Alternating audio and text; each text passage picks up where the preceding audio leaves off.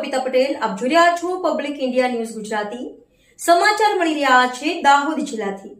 દાહોદ જિલ્લાના લીમખેડા તાલુકામાં આજે આદિવાસી સમાજ દ્વારા રાજ્યપાલ શ્રીને સંબોધીને આવેદનપત્ર આપવામાં આવ્યું છે।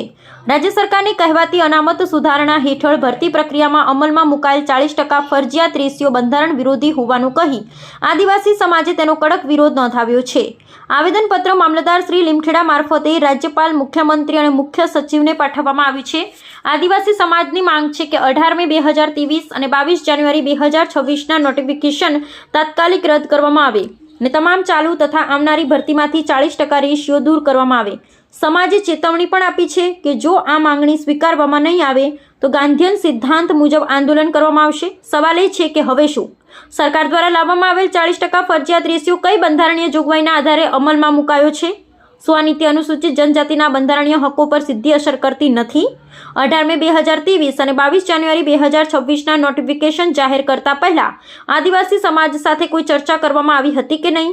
હાલ ચાલી રહેલી તમામ ભરતીમાં જો 40% રેશિયો યથાવત રહેશે તો આદિવાસી યુવાનો માટે રોજગારીના અવસર ઘટશે નહીં। રાજ્યપાલ, મુખ્યમંત્રી અને મુખ્ય સચિવને આપવામાં આવેલા આવેદનપત્ર પર સરકાર તરફથી અત્યાર સુધી શું કાર્યવાહી કરવામાં આવી છે? જો આ નીતિ બંધારણ વિરોધી હોવાનું સાબિત થાય તો સરકાર તેને પાછી ખેંચવા તૈયાર છે?